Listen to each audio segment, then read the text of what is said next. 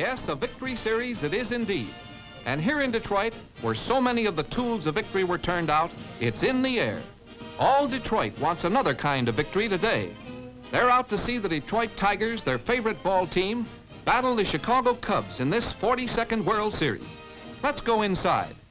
A crowd of well over 54,000 is on hand to see this colorful opening game of the 1945 Baseball Classic. Briggs Stadium, like Wrigley Field in Chicago, is one of the finest ballparks in the country, and it's packed with loyal fans. Over 1 million strong during the past season followed the Tigers right down to the last day when the pennant was won. It was the bat of Hank Greenberg, recently released from the Army, whose ninth-inning home run decided the pennant. The Tigers took the lead on June 12th and held it right up to the close of the season. The Chicago Cubs took the lead on July the 11th and grabbed their flag in a game with the Pirates a day before the season ended.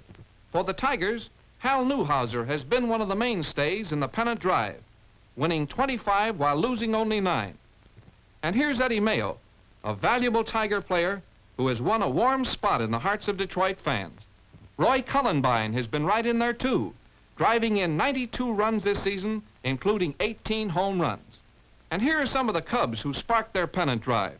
Phil Cavarretta, first baseman, led the National League this year, hitting 355. Another Cub 300 hitter, Andy Pafko, led his team in the all-important runs batted in column with 111 to his credit. Stan Hackfield's right at home, tuning up for his 4th World Series, all with the Cubs. His dependable hitting is one of the Cubs' trump cards. Well, it won't be long now before this first game gets underway. So let's take a quick look around and see who's here. Fans, there's Walter O. Briggs, owner of the Detroit Tigers, and his son, Spike Briggs, looking pretty enthusiastic about the Tigers' chances. And right over there, well, it just wouldn't be a World Series without him, is the grand old man of baseball, Connie Mack, talking things over with William Harridge, president of the American League. Senator Chandler is on hand for his first series as the new commissioner of baseball. And here are the men who steered these teams to a championship: Steve O'Neill and Charlie Grimm. In 1944, Steve just missed the American League pennant by a single game. But here he is back stronger than ever, with one flag tucked away and his eye on the World Championship. Charlie Grimm, the likable Cubs manager, piloted his team to a National League pennant as far back as 1932. He's been the Cub manager many years and has never finished in the 2nd division. The two starting pitchers in this important first game, Hank Borowy for the Cubs and Hal Newhouser for the Tigers. While the pitchers are getting ready, let's have a look at the lineups for today's game. For the Cubs, Stanley Hack, third base; Don Johnson, second base; Peanuts Lowry, left field; Phil Cavarretta, first base; Andy Pafko, center field; Bill Nicholson, right field; Mickey Livingston, catching; Roy Hughes, shortstop; and Hank Borowy, pitching. For the Tigers, Skeeter Webb, shortstop; Eddie Mayo, second base; Roger Kramer, center field; Hank Greenberg, left field; Roy Cullenbine, right field; Rudy York, first base; Jimmy Outlaw, third base; Paul Richards, catching; and Hal Newhouser, pitching. And the big moment we've been waiting for is at hand. The managers and umpires talk over the ground rules. The 1945 World Series is on. Play ball, the umpire says, and Stan Hack steps into the batter's box. Now Newhouser is on the mound getting his sign. Here's the pitch, and Hack slashes a grounder to Outlaw at third. He's out at first. Johnson followed with an infield hit back of second base.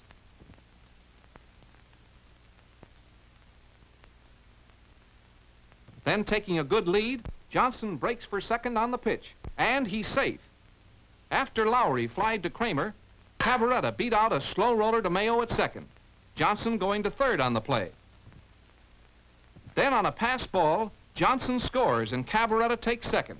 The Cubs start the fireworks with 1 run home.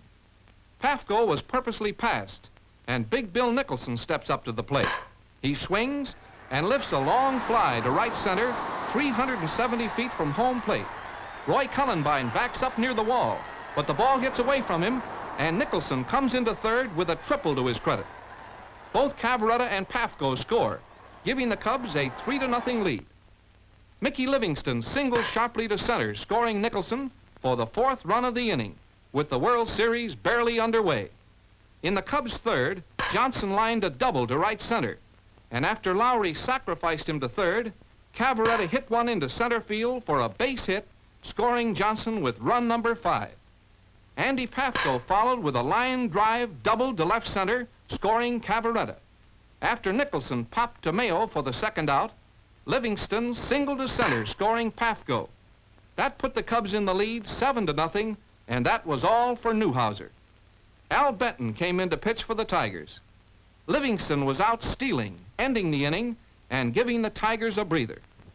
Going into the last half of the 5th, Mayo singled sharply to left. Now the crowd is really on its feet, with a Tiger rally finally shaping up. After Kramer was out, Greenberg lined a single to right center. But when Mayo tried for 3rd, he was out on a great throw from Pafko to Hack, and that killed the Tigers' scoring chances in this inning. The Cubs added 2 more runs in the 7th to make the score 9-0. With 2 men on in the Tiger 9th, pinch hitter McHale flies to Pafko to end the first game of the 1945 World Series with a one-sided victory for the Chicago Cubs, who hit when they had men on the bases. That was the story of their 9-0 victory in today's World Series opener.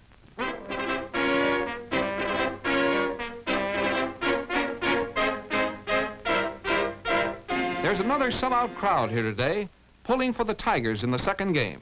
The starting pitchers are Henry Wise for the Cubs and Virgil Trucks for the Tigers. And we're all ready to go.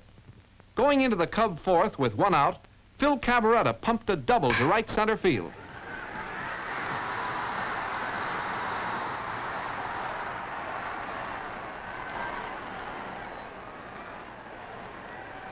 After Pafko was retired, Nicholson singled to right center, scoring Cavarretta, and the Cubs lead 1-0.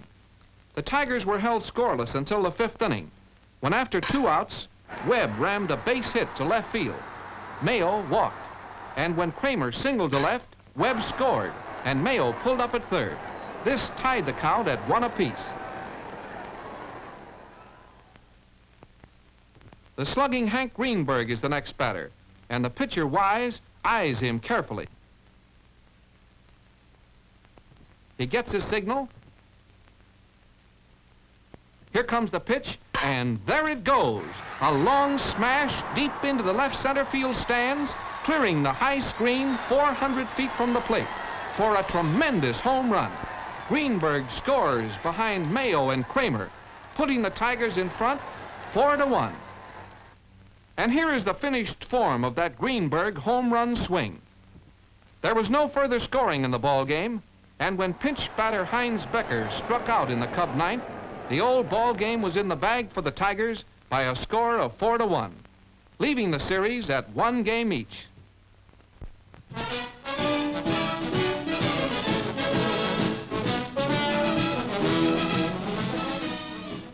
For the final game at Briggs Stadium, Stubby Overmeyer is manager O'Neill's choice for the 3rd game, with Richards as his battery mate. For the Cubs, it's Claude Passaw, a 17-game winner this season. Here are York, Greenberg, and Cullenbine, the power hitters of the Detroit Tigers. Now with the game underway, York lined a single to left in the Tigers' 2nd, but was left stranded on 1st. It was fairly quiet in this game until the 4th inning, when Lowry opened with a double against the left field wall, and the Cubs were on their way again. Cavarretta advanced him to 3rd with a neat sacrifice, and when Pafko walked, Overmeyer and the Tigers were in real trouble. Stubb went to work in earnest, but Big Bill Nicholson poked one over short.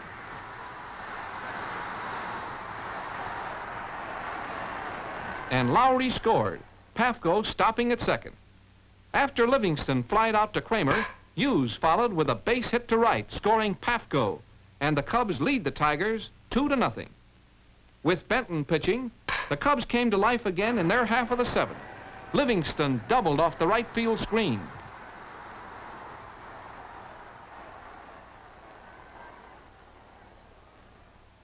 And Hughes bunted him to 3rd in scoring position.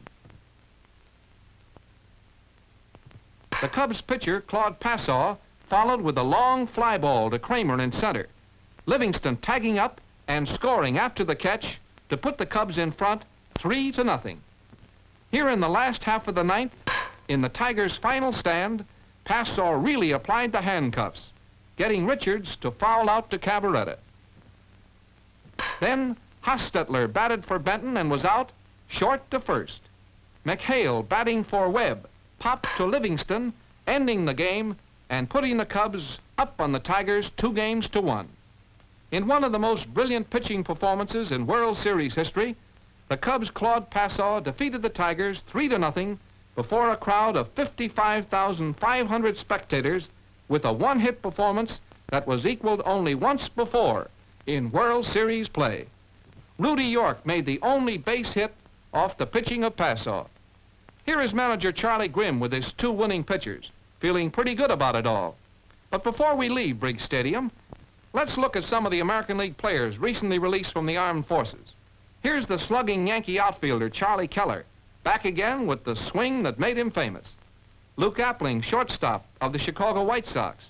Bob Feller, pitching ace of the Cleveland Indians, a headache for any big league batter.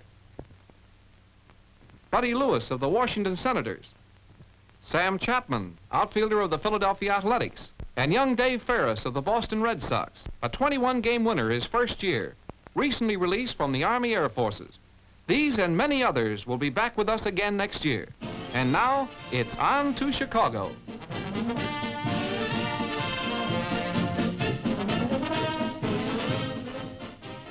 And now we take you to beautiful Wrigley Field, the home of the Chicago Cubs. Let's go inside and look around.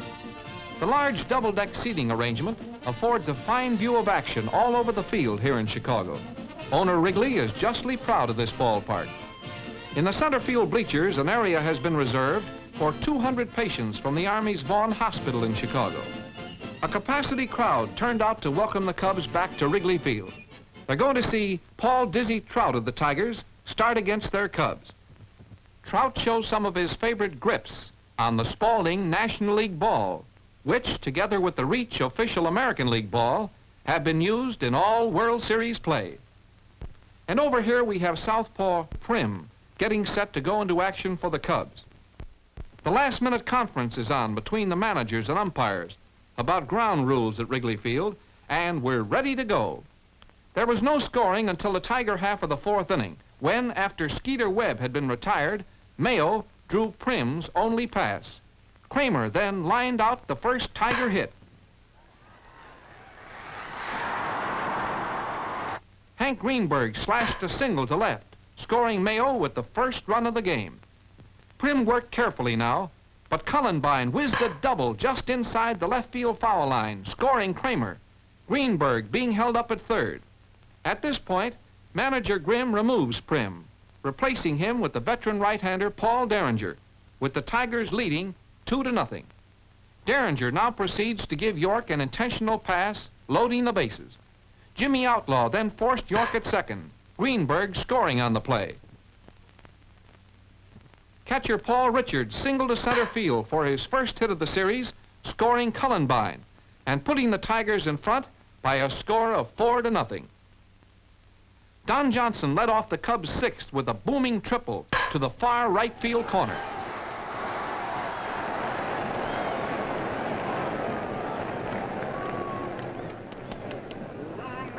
Lowry grounded to third base, and Johnson apparently was trapped.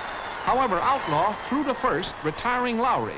On the return, York's throw got away, Johnson scoring the Cubs' first run. At the end of the 6th, it was Tigers 4, Cubs 1. With 6 strikeouts and a 5-hit game to his credit going into the 9th, Trout was working in masterful fashion. Cavarretta lined to Kramer in center field for the first out. Pafko was an easy out, third to first.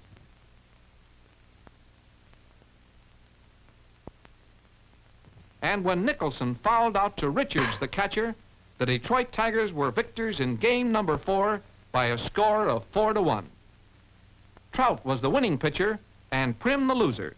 This evened up the series at 2 games each, and into the record book goes the story of another well-pitched World Series game.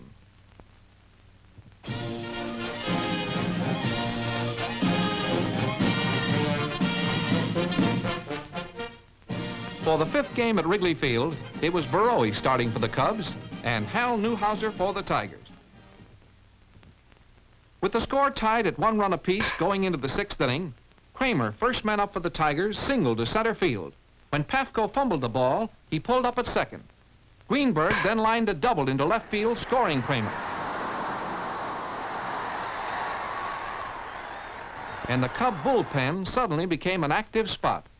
Cullenbine beat out a hit to Cavarretta, advancing Greenberg to third.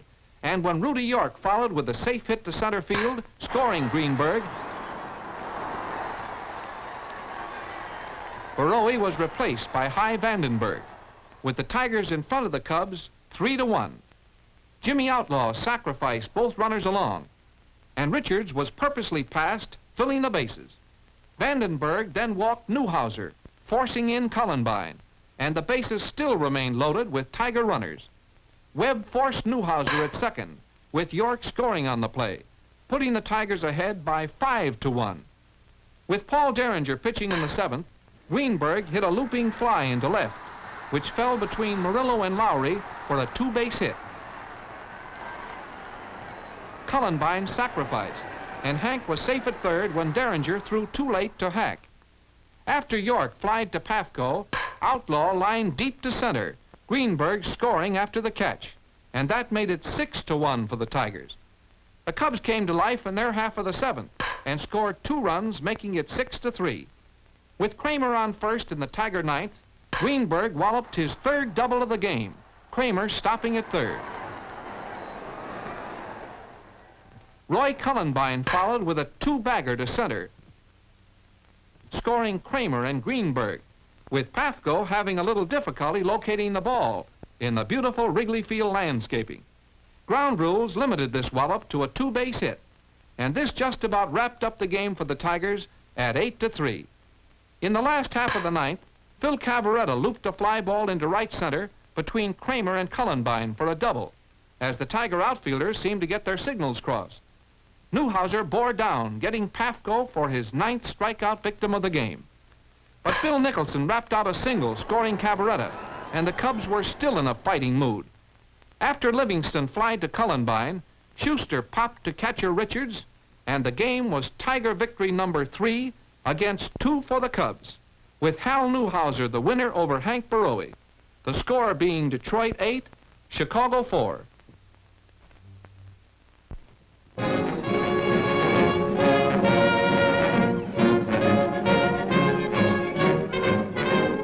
For the sixth game at Wrigley Field, Virgil Trucks and Claude Passaw are back, gunning for their second victory in the series, with another capacity crowd on hand.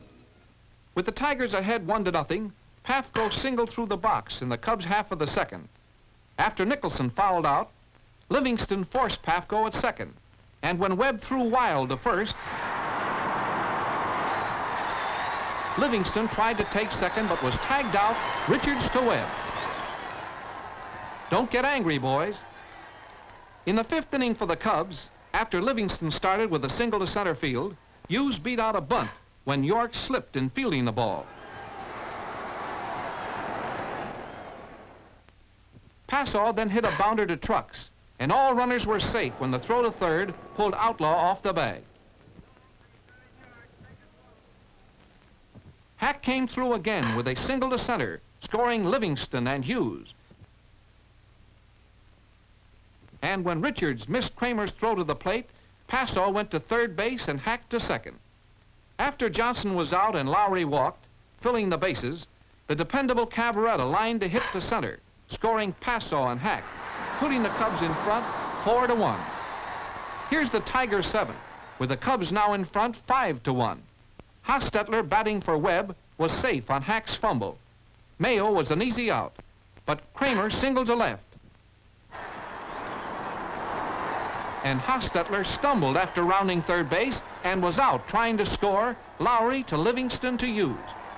Greenberg walked. Then Cullenbine singled to center, scoring Kramer.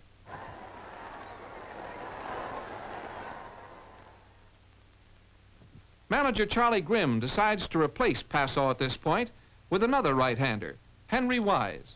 But York greets him with a base hit to left field, scoring Greenberg.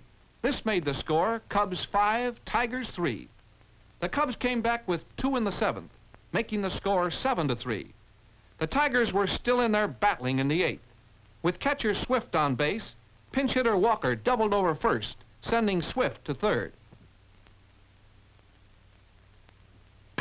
Hack fumbled Hoover's grounder, and Swift scored.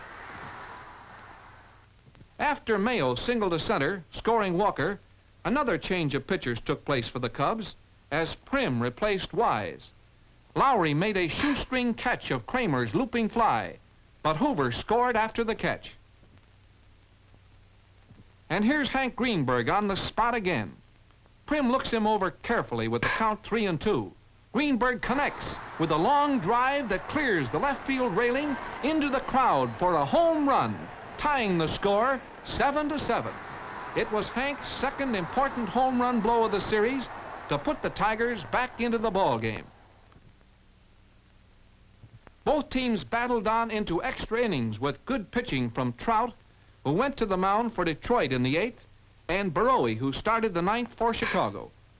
In the 11th, Mayo stopped a Cub threat with a nice catch of Pafko's Texas leaguer into short right field. In the last of the 12th, Sikori batted for Murillo and singled to center. Schuster was sent in to run for Sikori, and Trout was still going strong, setting Borowy down on strikes. Stan Hack looks over and selects one of his favorite Louisville Slugger models that has made him a threat at bat in the National League for years.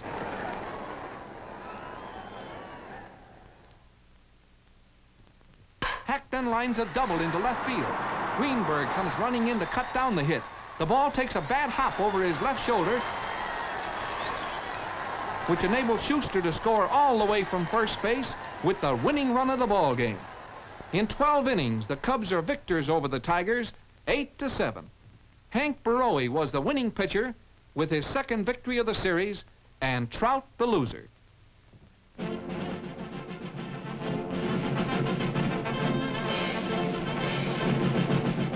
Well, here we are at the 7th and deciding game, the crucial one in this first World Series after victory. Even the band here at Wrigley Field has caught the spirit of this game. Just look at those drum majorettes. Now over here we see Borowy, anchorman of the Cubs, warming up. He'd like to make it 3 pitching victories over the Tigers, and the clinching game at that. Hal Newhouser, the ace left-hander, has his own ideas about that, and we'll know the answer very shortly. The Tigers were not to be denied, as Webb opened the game with a base hit. His teammate Mayo followed with a safe hit to right, sending Webb to third. Kramer looped a safe one into left field, scoring the first Tiger run. And here comes Charlie Grimm to remove Borowy from the ball game and replace him with Derringer, with 1 run home and Tigers on first and second. Greenberg crossed up the Cubs by advancing both runners on a sacrifice bunt, Cavarretta handling the play unassisted. Cullenbine was intentionally passed, filling the bases. After York popped to Hack, it looked like the trouble was over, but Derringer walked outlaw, forcing in Mayo. Catcher Paul Richards walloped a healthy double to left field, scoring Kramer, Cullenbine, and Outlaw, giving the Tigers 5 big runs in the first inning of the final World Series game. Newhouser was really bearing down in the 5th with a 6-2 lead, as both Hughes and Sauer were strikeout victims. In the Tigers' 7th, with Erickson pitching, Cullenbine on first and 2 out, Richards doubled to right center, scoring Cullenbine and driving in his 4th run of the game. Score, the Tigers 7, the Cubs 2. The Tigers added 2 more to their total in the 8th with Passaw pitching, making it 9-2. And here we are in the 9th and final inning of the last World Series game of 1945. Hughes singles off Newhouser. McCullough came to bat for the pitcher, Wise, but he became Newhouser's 10th strikeout victim of the game. Hack flied to Kramer in center field for the 2nd out, and when Don Johnson forced Hughes at second, the Detroit Tigers became the 1945 champions of the baseball world. Yes, these Tigers are a happy lot after today's game, as they realize that their baseball work is over for the year, with a pennant won the last day of the season, and with the final victory coming in the 7th game of the World Series after a nip-and-tuck battle. The capacity crowds lifted the total attendance at all World Series play to more than 8 million. No wonder baseball is called our national game.